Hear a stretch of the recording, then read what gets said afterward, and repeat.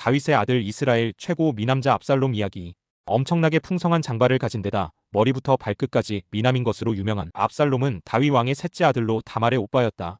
그런데 다윗의 첫째 아들 암논이 자신의 이복 동생인 다말에게 흑심을 품고 있었다. 암논은 자기가 지금 아픈데 누이 동생이 직접 주는 음식을 먹으면 나을 것 같다고 아버지 다윗에게 꾀병을 부려서 다말을 자기 침실에 끌어들이는 데에 성공한다. 아픈 이복 오라버니를 위해 다말이 직접 만든 음식을 가져다 주자 암논은 그녀를 힘으로 눌러서 강간한다.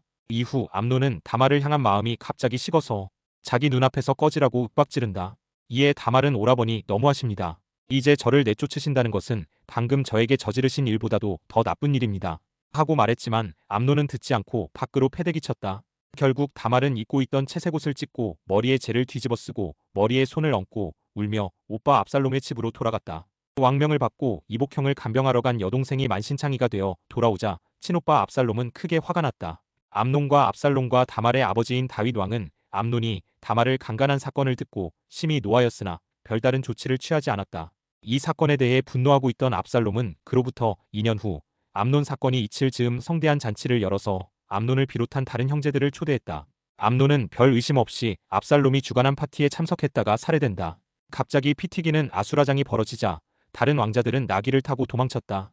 다윗은 처음 압살롬이 모든 왕자들을 죽였다는 오보를 접하고 옷을 찢으며 통곡했다.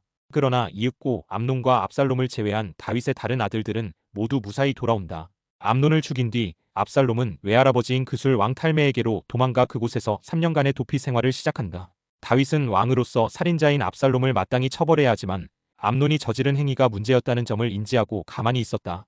다른 사람들도 암논 살해에 대한 이유를 듣자 아무도 압살롬의 행위를 문제 삼지 않았다.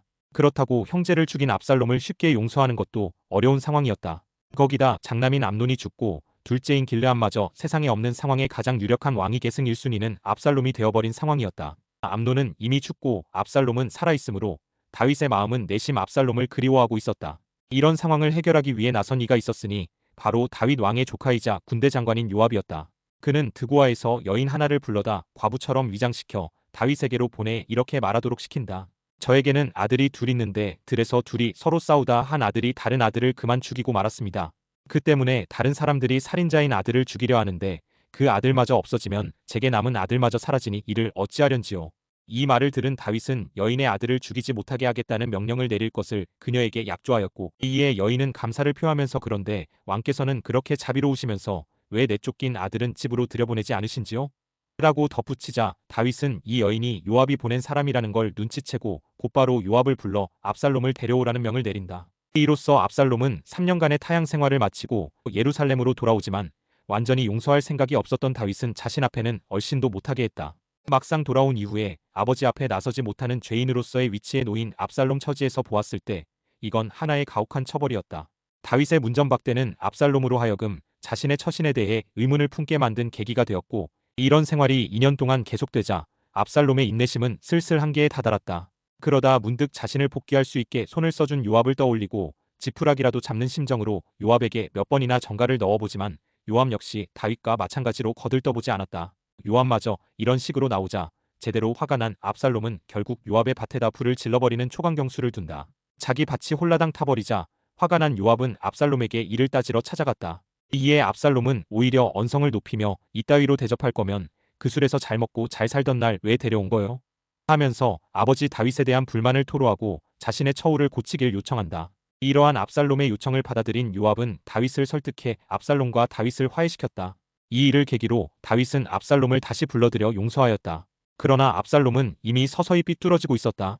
다윗에게 용서받은 이후 압살롬이 맨 처음 시작한 일은 왕을 대신해서 백성들의 송사를 들어주는 것이었다. 압살롬은 아버지가 송사를 들을 사람을 세우지 않았으니 내가 정의를 베풀겠다라는 식으로 은근슬쩍 아버지의 권한을 넘보기 시작한 것이다. 송사를 해결하는 과정에서 압살롬은 자신을 추종하는 세력을 은밀히 모을 수 있었다. 어느 정도 세력이 갖춰지자 압살롬은 다윗에게 제사를 지내러 간다는 핑계를 대고 다윗의 옛거점이었던 헤브론으로 내려가 다윗의 책사였던 길로 사람 아이도벨을 비롯한 유다 지파의 유력자들을 모두 초청해 그 자리에서 자신이 헤브론의 왕임을 선포했다.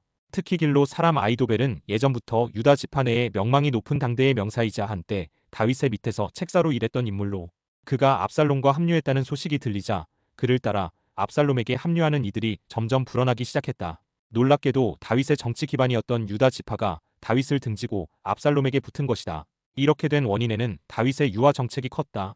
원래 유다 지파와 타 이스라엘 지파는 서로 이질적인 면이 많아 사울 왕 이전부터 거의 남남처럼 지내던 관계였다가 유다 지파 출신인 다윗이 이스라엘 왕이 되면서 억지로 결합된 형태를 유지하고 있었다. 골수 유다 민족주의자로서 철저한 정복을 주장했던 요압과는 달리 다윗은 유다 지파뿐만 아니라 전 이스라엘을 통치하기 위해 사울 왕의 혈족인 무비보셋을 비롯한 사울 왕의 잔당들과 타 지파들을 어떻게든 끌어모으려고 노력했고, 그러다 보니 자연스럽게 유다 지파에게 소홀해지면서 유다 지파, 정확히는 극우 성향을 지닌 유다 민족주의자들이 다윗에게 불만을 품던 상황에 나타난 것이 압살롬이었다. 압살롬이 반란을 일으켰다는 소식이 다윗의 귀에까지 들어가자 요압을 비롯한 장병들은 수성전을 주장하지만 다윗은 수도에서 칼부림을 일으켜 백성들에게 피해를 입힐 순 없다고 판단해 자신의 신복들과 함께 예루살렘을 빠져나갔고, 다윗은 요단강을 건너는 과정에서 무비보셋이 예루살렘에 남아 압살롬과 결탁해 이스라엘의 왕권을 되찾으려는 음모를 꾸민다는 소식과 구사울 왕의 잔당인 시므이에게 모욕을 받는 등 비참한 여정을 겪는다. 덕분에 압살롬은 별 피해 없이 예루살렘을 점령한다. 이 과정에서 압살롬은 아버지 다윗이 왕궁에 두고 온 후궁들을 대낮에 백성들이 보는 앞에서 강간하는 등의 만행을 저질렀다.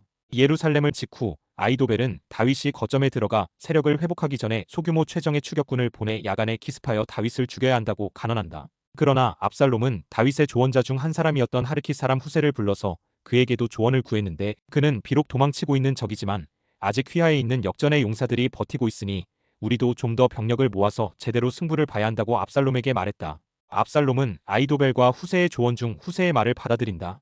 그런데 이 후세란 사람은 예루살렘에 다다른 압살롬을 환영하며 맞아들인 인물이지만 사실은 다윗이 예루살렘에서 도주하기 전 심어둔 다윗의 첩자였다. 즉 압살롬은 다윗의 첩자의 말을 곧대로 듣고 다윗의 추격을 주저하는 오판을 저지른 것이다. 다윗이 데리고 나온 군사들이 아무리 요압과 아비새의 정예 군대라고 해도 워낙 급히 나와 재정비될 시간이 없었으므로 아히도벨의 말을 따랐다면 오히려 다윗이 궁지에 몰려 패했을지도 모른다. 결국 후세의 계략대로 다윗이 전력을 가다듬게 되자 아히도벨은 압살롬이 패망할 것을 직감하고 고향으로 돌아가 이 싸움은 질 게 뻔해, 압살롬은 실패하고 다윗이 다시 왕권을 찾을 것이다 라고 생각하며 주변을 정리한 뒤 목을 매 자결한다. 요단강을 건너 마하나임에 도착한 다윗은 요압을 중심으로 토벌군을 결성하기 시작했고, 이에 호응하듯 온 이스라엘 지파에서 다윗을 구하기 위한 군대가 속속 합류하기 시작했다. 마침내 토벌군 구성이 완료되자 다윗은 요압, 아비새, 이때에게 지휘권을 주어 반란군 토벌의 명을 하달했고, 그 와중에 압살롬을 너그럽게 봐달라 요청한다. 이윽고 압살롬의 반란군은 에브라임 수풀에서 다윗의 군대와 전투를 벌인다. 그러나 압살롬의 반란군은 오랜 세월 동안 다윗과 함께 산전수전을 겪은 역전의 용장들을 당해낼 수 없었다. 결과는 참담할 정도로 압살롬 측의 완패였는데 무려 2만 명이 도륙을 당했고 늪지에서 죽은 자가 칼에 맞은 자보다 더 많았다고 한다. 이를 지켜보던 압살롬은 혼비백산이 된 채 노새를 타고 도주하기 시작했는데, 아이러니하게도 그가 자랑하던 긴 머리카락이 상수리 나무 가지에 걸린 채 노새는 그대로 빠져나가 버려 압살롬은 나무에 대롱대롱 매달려 버렸다. 그리고 이 광경을 다윗의 군사 한 사람이 목격하고 그대로 요압에게 보고한다. 출정하기에 앞서 다윗이 혈육의 정 때문에 압살롬을 죽이지 않도록 부하들에게 신신당부했다. 하지만 반란군의 주동자를 살려두면 분명 후환이 있을 거라 판단한 요압은 이를 보고한 병졸에게 그를 죽였다면 큰 상을 받았을 텐데 왜 안 죽였냐? 며 문책하고 손에 단창 셋을 쥐고 가서 압살롬의 심장을 찌른 다음 부하 10명과 함께 압살롬을 에워싸고 쳐 죽였다. 사독의 아들 아히마아스가 자신이 승전의 기쁜 소식을 왕에게 알리겠다고 요압에게 말하자 요압은 왕자가 죽었으니 기쁜 소식이 아니라면서 에티오피아 사람 하나를 불러 그 사람이 다윗에게 전보를 보내도록 한다. 하지만 사독의 아들 아히마아스가 다시 요압에게 무슨 일이 일어나도 좋으니 자신이 뒤따라서 달리게 해달라고 부탁한다. 요압은 결국 이를 허락한다. 아히마아스는 에티오피아 사람을 앞질러서 먼저 달려간다. 다윗 왕은 한 사람이 달려오고 있다는 말에 기쁜 소식이라 추측했고, 뒤에 또 다른 한 사람이 달려온다는 말에 그도 기쁜 소식을 전하는 자라 추측했다. 파수꾼이 아히마아스가 온다 말하자 다윗 왕은 그는 좋은 사람이니 기쁜 소식을 가지고 올 것이라 평한다. 아히마아스는 인사를 한 뒤 승리의 소식을 다윗 왕에게 전하면서 다윗 왕을 축복했다. 왕이 압살롬의 소식을 묻자 요압이 자신을 보낼 때 큰 소란이 일어나는 것은 보았지만 무슨 일이 있었는지는 모른다고 대답하였다. 왕이 물러나라고 명해서 아히마아스는 물러난다. 그 뒤 들어온 에티오피아 사람은 아히마아스와 마찬가지로 승전보를 전하였다. 다윗 왕은 그가 압살롬의 상황을 알 거라 판단했는지 그에게도 압살롬의 상황을 물어보자 에티오피아 사람은 임금님의 원수들과 임금님을 해치려고 일어난 자들이 모두 그 젊은이처럼 되기를 바란다며 저주한다. 그 말을 들은 다윗은 군사들에게 다 보이는 성문 위 누각으로 올라가 압살롬의 죽음을 애도하며 크게 통곡했다. 압살롬아, 압살롬아, 내 아들 압살롬아, 너 대신 내가 죽었더라면 좋았을 텐데, 압살롬아, 내 아들아. 얼마나 슬프게 울었는지 병사들이 왕의 통곡을 듣고 승전했음에도 사기가 꺾여 막사로 슬그머니 도망갈 정도였다. 요압이 다윗에게로 가서 오늘 모든 백성들이 왕을 위해서 싸웠는데 왕이 반란군 수개의 이름을 부르며 슬퍼하고 있으면 싸워 이긴 백성들은 뭐가 됩니까? 라고 간언하며 이스라엘 백성들을 친히 위로하길 권한다. 다윗은 요압의 말을 따라 반란군 토벌에 공을 세운 장병들을 치하하고 한때 반란군에 가담했던 이들을 용서하는 유화책을 펼치는데, 문제는 가장 큰 공을 세운 요압은 군대 사령관의 직위를 박탈하고 압살롬의 군대 사령관이었던 아마사를 기용해버림으로써 자신의 명령을 어긴 것에 대한 문책과 동시에 너무 커져버린 요압의 권력을 견제하기 시작한다. 그리고 아마사를 기용함으로써 문 유다 지파의 마음을 돌리려는 속셈도 깔려 있었다. 이와 같은 반란군의 수장인 압살롬의 사망과 다윗의 반란군 잔당들에 대한 포용 및 뒤처리가 끝나면서 압살롬의 반란은 종결된다.